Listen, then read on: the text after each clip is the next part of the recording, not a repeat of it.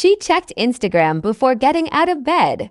Not because she wanted to, because her hand moved on its own. Photos, reels, perfect lives, perfect bodies, perfect mornings, perfect happiness. She stayed there for 20 minutes, scrolling without blinking. When she finally put the phone down, her room felt quieter than before. She looked at herself in the mirror. Same face, same life, but somehow heavier. That morning, she opened Instagram again. She stared at her profile, carefully chosen photos, edited smiles, captions that sounded confident. And for the first time, a thought scared her. If I stop posting, do I disappear?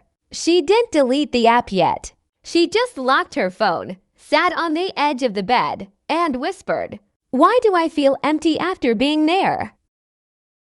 At breakfast, she filmed her coffee. Not because it was special, but because it was content. She adjusted the angle, changed the light, added a filter.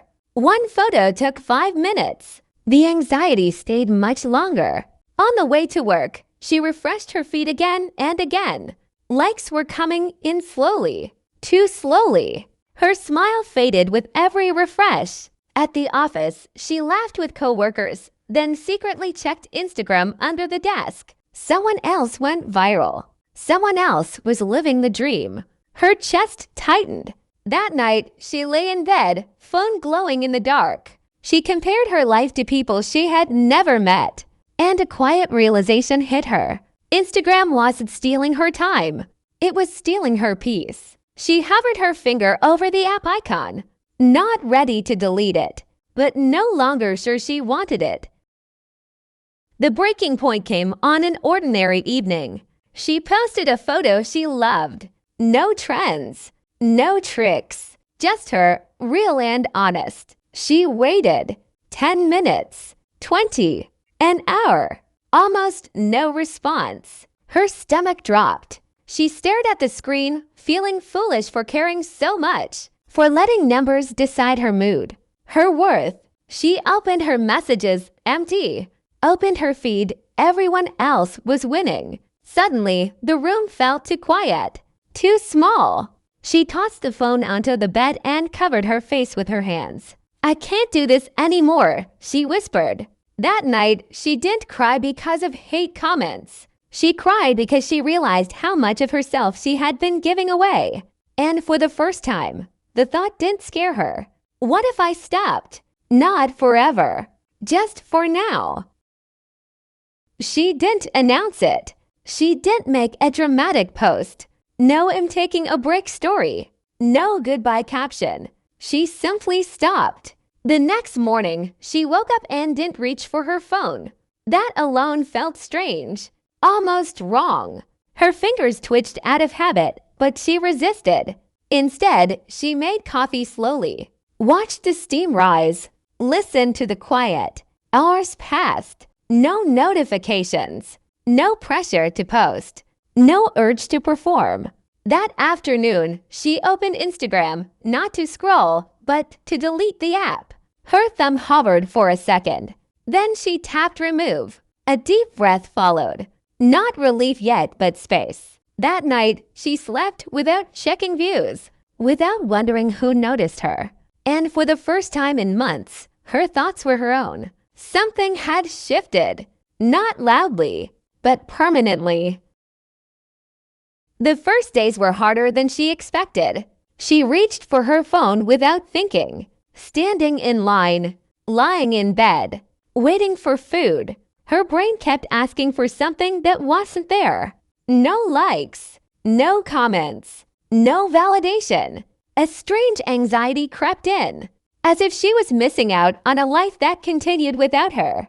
What if I disappear? What if they forget me? The silence felt heavy, but underneath it something else appeared. Time. Long, empty stretches she didn't know what to do with. So she walked. She wrote. She sat with uncomfortable thoughts instead of escaping them. Each day, the urge weakened. The noise inside her head slowly faded. And in that quiet, she began to hear herself again. One afternoon, she sat in a cafe by the window. No phone in her hands. No camera pointing at her food. No urge to document the moment. She watched people instead. A couple laughing over something small. A tired barista moving on autopilot. Sunlight sliding slowly across the table. For the first time in years, the moment felt complete. She realized how much life she had been consuming through a screen. Filtered happiness. Perfect angles. Carefully chosen words. None of it captured reality. Out here, everything was imperfect and alive. She felt present, grounded, real. And that's when it hit her. She wasn't missing out on life anymore.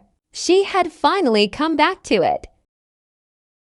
The next day, she decided to meet some old friends she hadn't seen in months. No texts first. No messages asking if it was okay. Just her showing up. They were surprised at first. "You're offline." One laughed. "Yes," she said with a small smile. "And it feels amazing." They walked through the park together, talking, laughing. No phones. No interruptions. Just real conversation. She noticed how different it felt. Being heard. Being seen. Being present. And then something magical happened. A new friend joined the conversation. Someone she'd never met, just sitting nearby, smiled and said hello. They exchanged names. They laughed. And just like that, a genuine connection was formed. No likes, no comments, no followers, just real human connection. It felt freeing, liberating, human. She realized she had spent years chasing virtual validation, and now she was creating real memories instead. By the evening, she sat on her balcony, watching the city lights twinkle. No notifications. No endless scroll. Just quiet. She thought about the week without Instagram. The week she had chosen herself over the app. She smiled. She felt calm. She felt alive. She realized something important. Life isn't about likes, followers, or comments. It's about moments. Moments with people who truly care. Moments that make your heart feel full. She picked up her journal and started writing. What she saw. What she felt. Who she talked to. What made her laugh. Instagram could wait. Her life couldn't. And in that moment, she promised herself to live first, post later. To value presence over perfection. To reconnect with the real world, one step at a time. She had found herself again, and this time, she wouldn't let anything take that away.